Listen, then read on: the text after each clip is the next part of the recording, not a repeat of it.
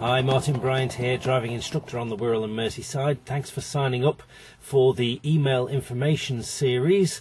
This is number 1 of a series that's going to help you plan your driving lessons, get you some information about what it's all about, take you through from start to finish.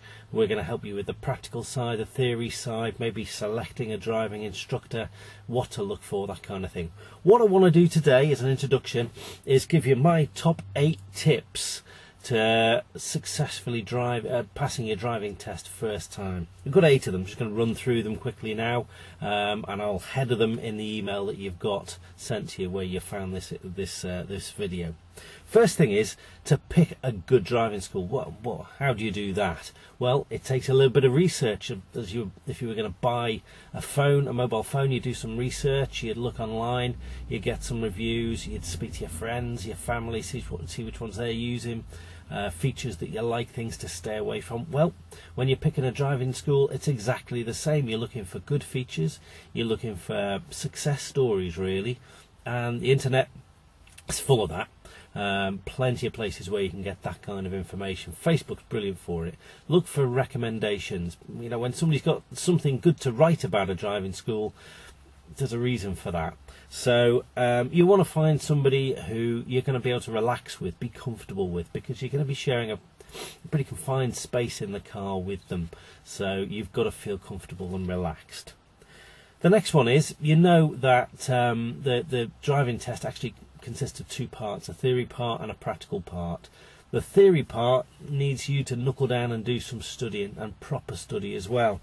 And we're talking about reading up on 2 books. Well, I'd recommend 2 books.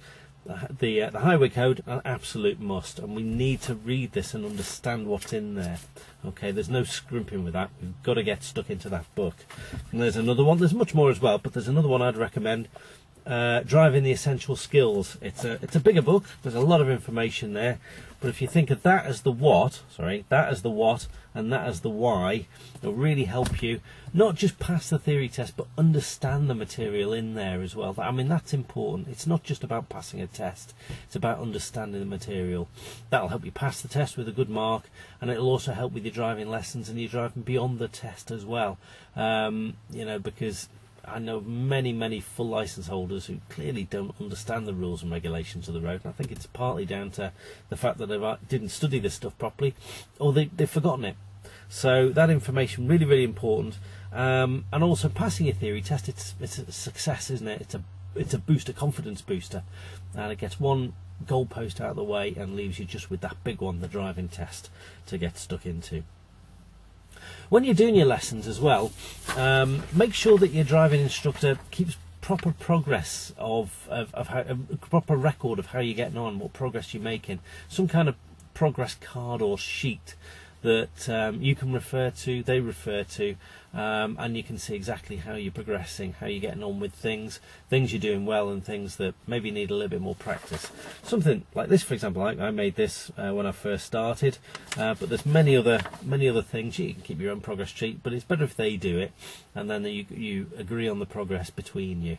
And as I say, it helps you track exactly how you're doing through the progress of your lessons.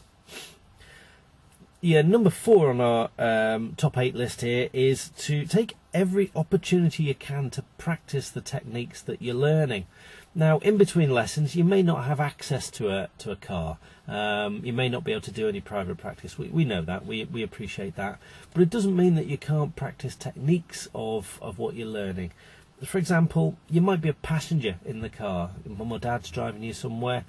How about you get yourself one of these little mirrors off eBay, okay, and stick it so that from the passenger seat you can see through the rear window. Then you can practice your mirror work.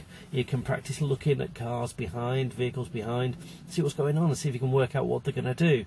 Talk to the driver, see if the 2 of you agree about what's happening behind. There's nothing to stop you doing that. It's like a free driving lesson, if you like, a free mini driving lesson.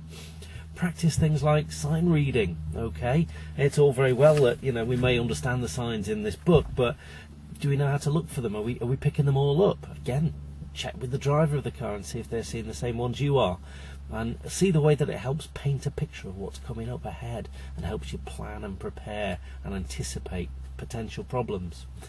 You could maybe give yourself a session on hazard awareness. This again is part of the theory test, of course, but it's a big part of driving life, looking for the hazards, these things that may cause you to have to slow down, stop, change direction, whatever. Practice looking what pedestrians are doing, try and work out what they're going to do and if it's going to pose a problem to you. Again, doing these sessions every time you're in the car gives you like a mini free driving lesson, and it'll help you tremendously. Another thing I do, I ask my pupils to do sometimes if they're struggling with roundabout technique, is go and stand by one for 10 minutes. You might feel a little bit silly, but it doesn't half help, because it gives you much more time to look at the way that the cars are approaching the roundabout, what they do, how they react, when good technique, roundabout technique helps, and how bad technique helps. And you can look for not just the signals on the cars, but body language of the cars, which, you know, your instructor will go through all this when you get behind the wheel, but it doesn't half help if you take some extra sessions, and it doesn't cost you a penny, just a little bit of time. Number 5 on our top list is how we think directly affects our behaviour. So picture yourself driving smoothly and confidently. Remember, thousands of people across the world pass their driving test every day. You can too. It's about a positive mental attitude. Apologies, I've got a list here. I'm not very good at remembering scripts and the like, so I do need to keep referring down. My apologies for that. Number 6. Everybody worries that their mind will go blank on the test. You know, we all have these blank moments when we're put under pressure.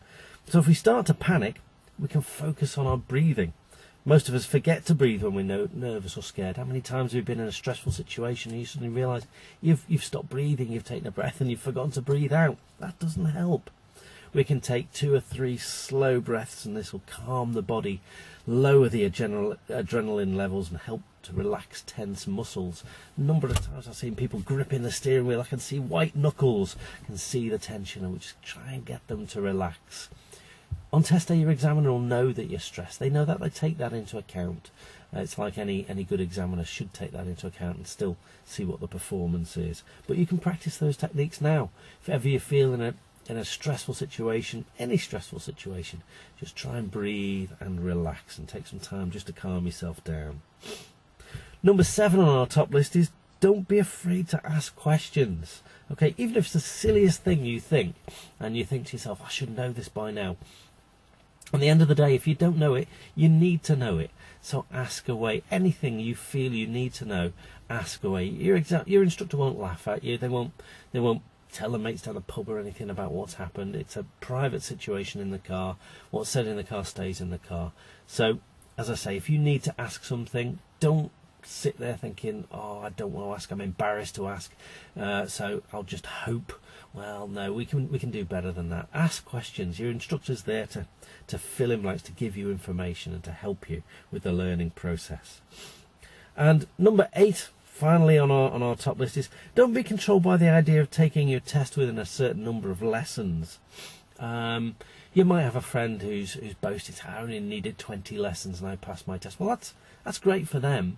Remember, we all learn differently. I'm not a particularly quick learner myself at the best of times. It always takes me a bit of time just to get things squared away in my mind. And I find if I put myself under pressure, I let my instructor or trainer put me under pressure, it doesn't help at all. I need time, and if you need time in here to get to grips with some techniques, then take the time. It's always better to take a little bit of extra time to get it nailed away in your mind, to make sure that you're totally sure what you're doing. That helps with your confidence, and when you've got yourself onto test, a lack of confidence, you know, sort of lacking your own belief, it can really slow you down and build up those tension levels. So, you know, we all learn at different rates, and it's better to take a bit of extra time just to make sure that you've got, you know, the techniques nailed down and you know what you're doing. It helps to boost your confidence. It helps you feel more positive on test day. Anyway, there's 8 tips, my 8 top tips. I hope it's going to be useful to you. You can start thinking about how you might apply some of those, all of those, in your driving lessons. This is the first in a series of emails that you're going to receive over the next few days. Lots more information, helping you build a path through the learning process, taking you through your lessons to test and then beyond. Okay, look out for the next email in your inbox, and we'll talk again soon. Bye.